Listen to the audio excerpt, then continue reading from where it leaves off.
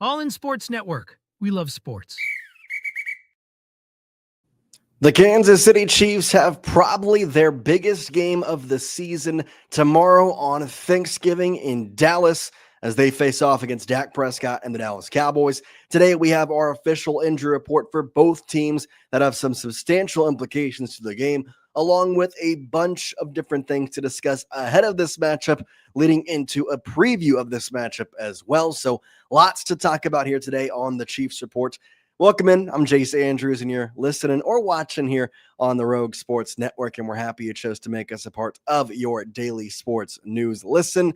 And like I said, today, an interesting one. We got our official injury reports for both the Dallas Cowboys and the Kansas City Chiefs. And with all that, we have some major implications to discuss. So let's go first with the Kansas City Chiefs. Obviously, those are the ones that we care a little bit more about, just to the degree of that's who's going to be on or off the field. So we'll start here. Kansas City, three guys, I should say, have been ruled out. Noah Gray, Trey Smith, and Christian Roland Wallace. Now, those three guys have been ruled out. However, there has been some guys who have been pulled up off the practice squad.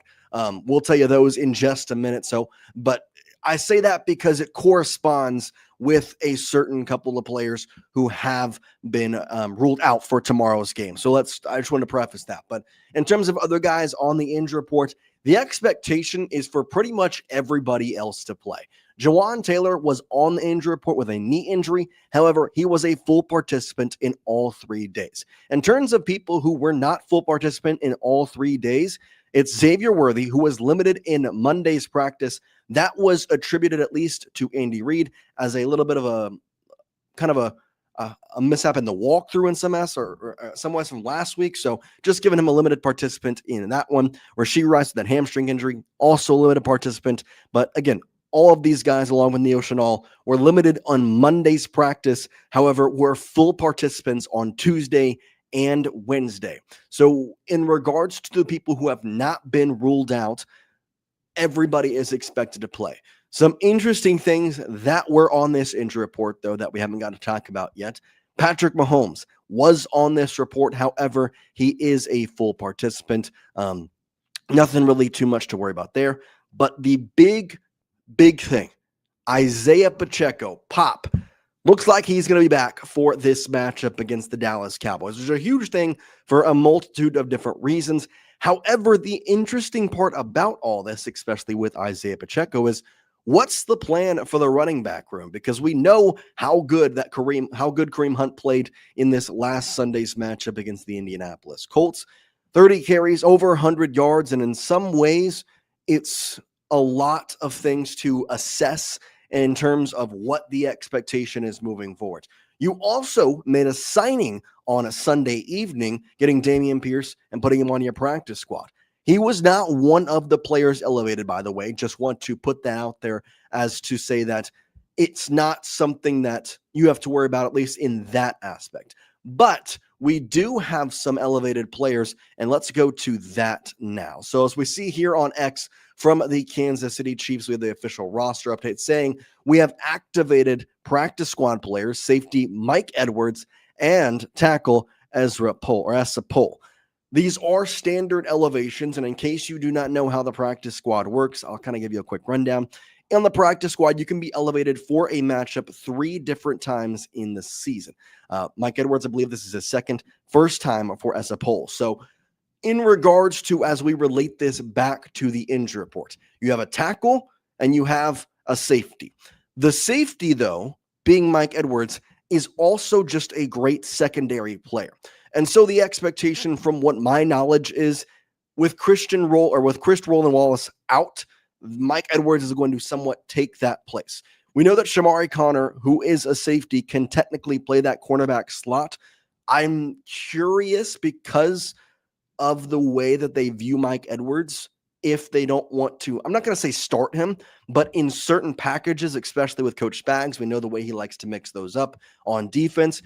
If maybe they move Shamari Connor to a cornerback position or cornerback slot and put Mike Edwards in the safety position, because you're obviously not going to bring up a practice squad safety and expect him to be a top-tier corner. Now, I think in a lot of ways, the Chiefs and their secondary pieces, they could all play safety. They could all play cornerback. Brian Cook is a fantastic safety. Shamari Connor is in the same position. And I really do think Trent McDuffie had asked upon he could play a great safety. So ultimately, the secondary is where you're kind of talking about.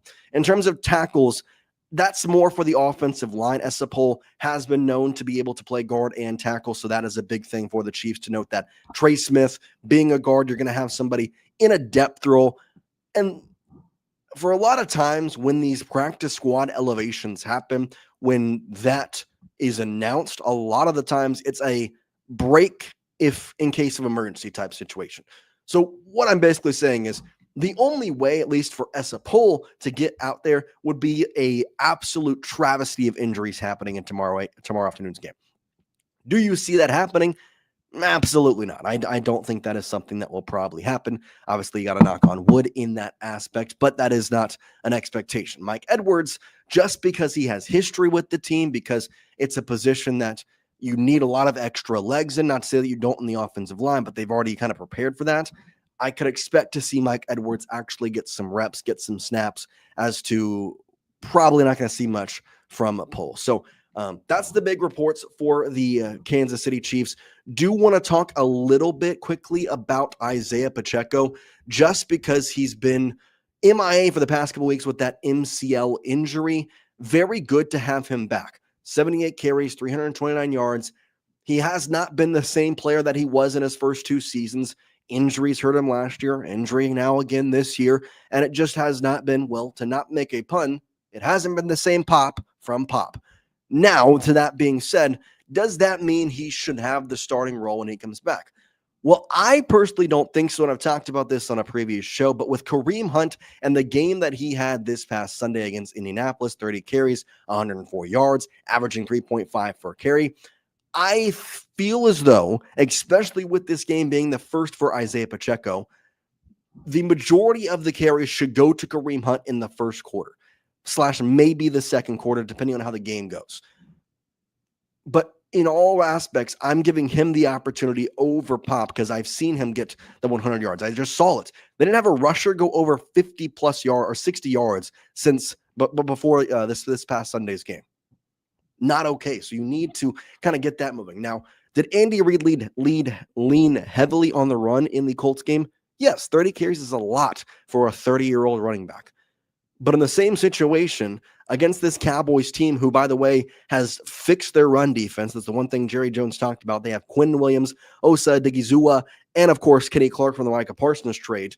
That front 3 / front 2 with the Cowboys running a 4-3-4, you can expect to see a lot of packages. And I would not be surprised if the Cowboys load the box, put 5 defensive linemen in there, and had Quinnen, Kenny, and Osa on the line in certain packages. So that's why I think it's so key to find the running game, because if you can find the running game, the secondary for the Cowboys is not good at all. You can work that and work through it. And I'm getting probably a little bit too far into the preview section. So let's bring it back here and let's go and look at the Cowboys injury report ahead of tomorrow's game.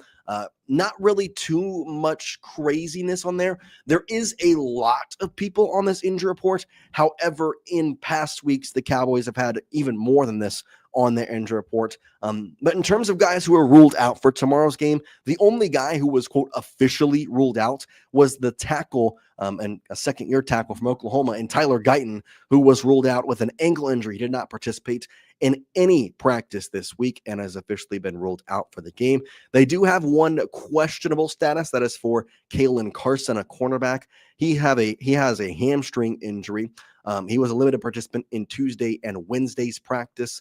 For Carson, he was actually injured for a majority of the early part of the season. So I think in some aspects, I don't know if they're going to play him, as that questionable aspect is applied. Past that, a lot of these guys are just more or less coming off some injuries. Solomon Thomas is coming off an injury. He's been a full participant all week, but that's not necessarily saying he's going to play. The expectation is, but it's not necessarily saying that. Tyler Smith has been on the injury report as of late. However, he is expected to play. And the same thing can be said for Donovan Wilson, Deron Bland, Kevontae Turpin, and to some extent also Malik Hooker and Dante Fowler. Other guys on this report, Osa Digizawa, you heard me mention him in terms of the run defense for the Dallas Cowboys. He is a very big part of that defensive line. He did not participate on Monday's practice, was a limited participant in Tuesday's practice.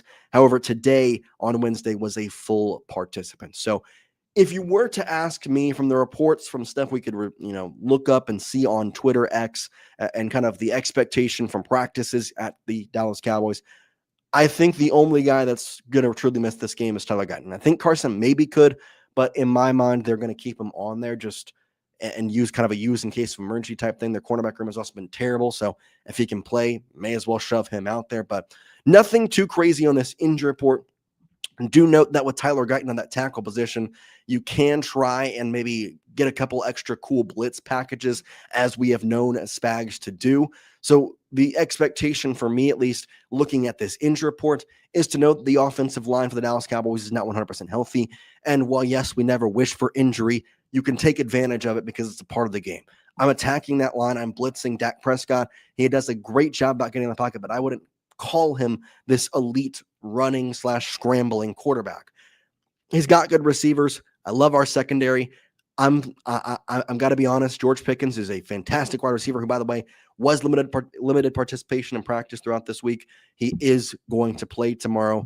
That specification was not applied to him in terms of all. And the Cowboys, I believe it was a reporter, maybe officially tweeted that he will play in tomorrow's contest. So that is something to note. But I trust Trent McDuffie. I trust our secondary, Shamari Connor, and obviously you're missing Chris Wallace, but Noah's been great. So there's just a lot of guys in that secondary that I really do trust. And in my mind, I'm sending in that extra blitzer every time and forcing Dak Prescott to throw on the run, which is something you can do, but it definitely can add some added pressure. All right, we're going to take a quick break, have a word from our sponsor, DraftKings, and be right back here on the Chiefs Report. Missouri, your moment is finally here because DraftKings Sportsbook, America's top-rated sportsbook app, is now live in your state. Now you can make every game even more exciting with same-game parlays, money lines, props, and more. All from your phone, all safe, secure, and easy to use. Missouri fans know game day, the tailgates, the noise, the passion. Now, with DraftKings Sportsbook, you can bring that same energy to every snap, every touchdown, every win. And right now, new Missouri customers can bet just $5 and get $300 in bonus bets instantly. No waiting, no nonsense, just pure action powered by America's top-rated sportsbook app. Download the DraftKings Sportsbook app and use code 365Chiefs. New Missouri customers bet $5 and get $300 in bonus bets instantly. That's code 365Chiefs. Crown is yours in partnership with DraftKings Sportsbook. Gambling problem? Call 1-800-GAMBLER, 21 plus, physically present in Missouri. Eligibility and restrictions apply. Subject to regulatory licensing requirements. Bonus bets are non-withdrawable and expire 7 days after issuance. For additional terms and responsible gaming resources, see sportsbook.draftkings.com/promos. Make sure, again, you check out DraftKings and use our code 365Chiefs. It'll be opening up here on Monday, so get ahead of the action. You can download the app now, I believe. Go check it out. And again, December 1st, this upcoming Monday, you can officially get that going. So excited for that. And again, use our code 365Chiefs. Okay, so we talked about the injury reports for both the Kansas City Chiefs and, of course, their opponent, the Dallas Cowboys. Cowboys, a staple on Thanksgiving, and the Chiefs lately been a staple in the Super Bowl. But this season, this game, it's a bit different in the feel of it because both these teams are sitting in interesting spots. The Cowboys at 5-5-1, coming off a 21-point comeback against the Philadelphia Eagles. And at one point, they were down 21-0, scored at 24 unanswered points, and won that game on a Brandon Aubrey field goal. Kansas City coming off a very big win against one of the top teams in the AFC in the Indianapolis Colts this past week, having an overtime kick from Harrison Butker after a pretty decent comeback of their own.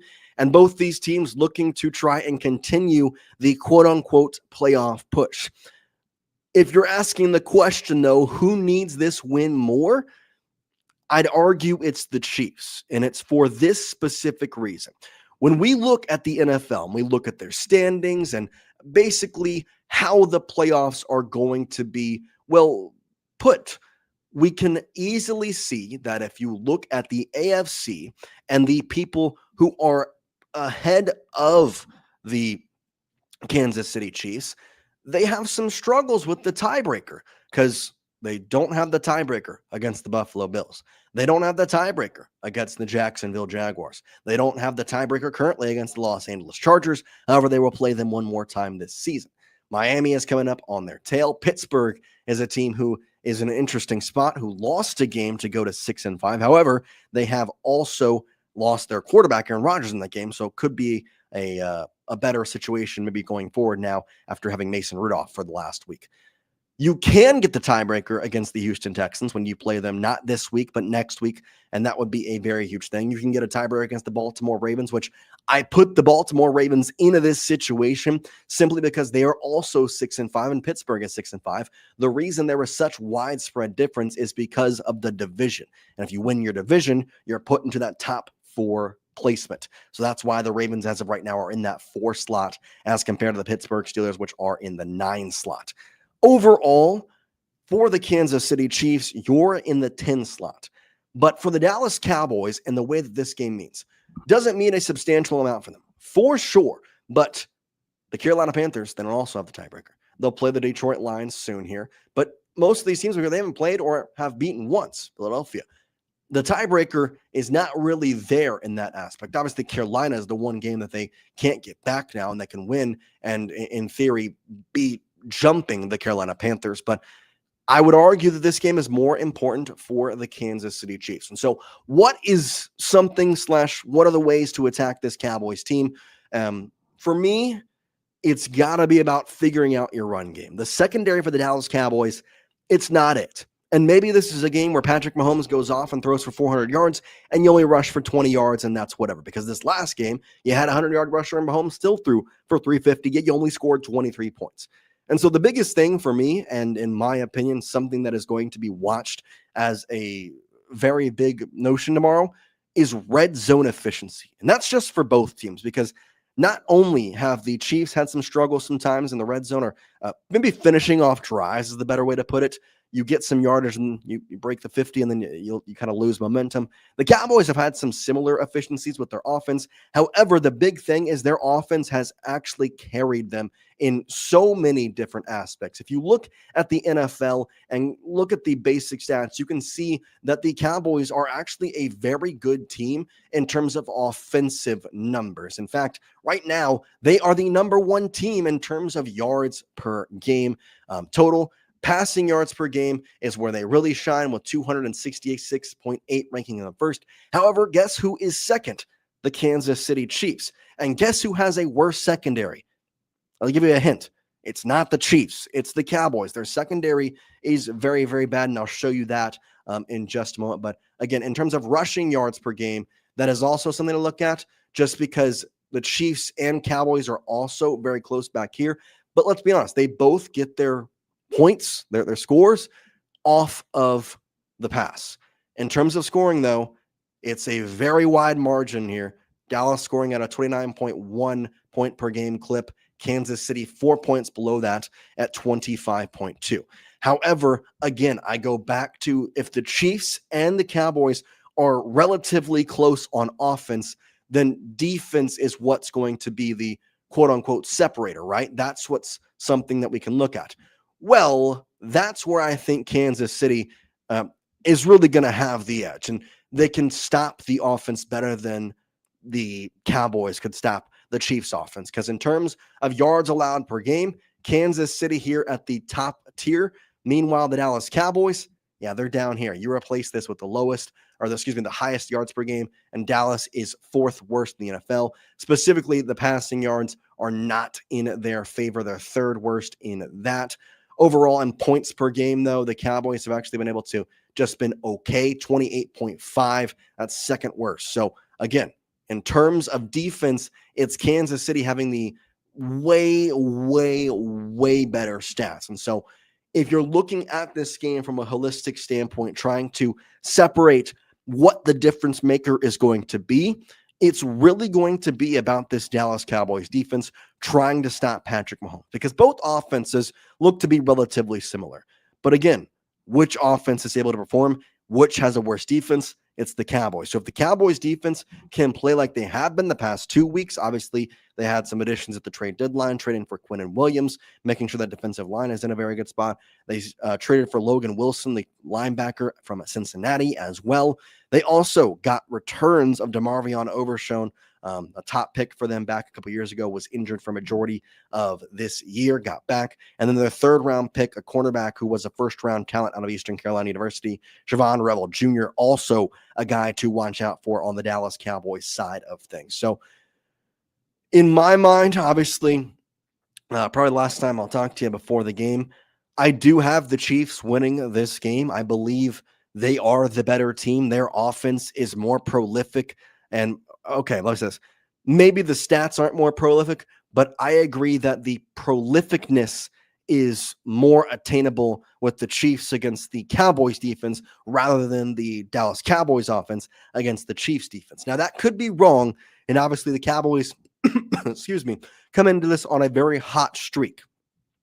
The Chiefs, you come off a loss versus Denver, you beat Indianapolis. That's a huge thing in overtime.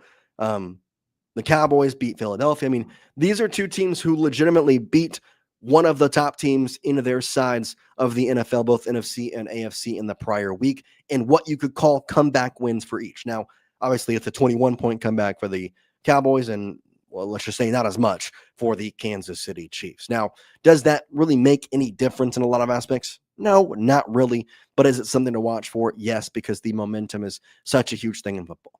Also, something to note, and obviously you have to kind of think about this when playing in a game that one team plays in every single year and another team plays in maybe, once every couple years.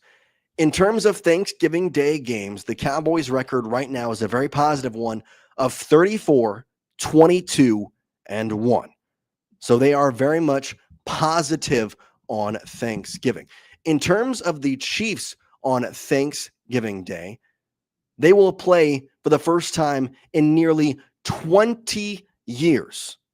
20 years, as it was 2005 when, how it goes. So it's kind of crazy that this is the way that it is. But however, the Chiefs are 5-4 on Thanksgiving Day games, and 3 of those they were taking place while they were in the AFL.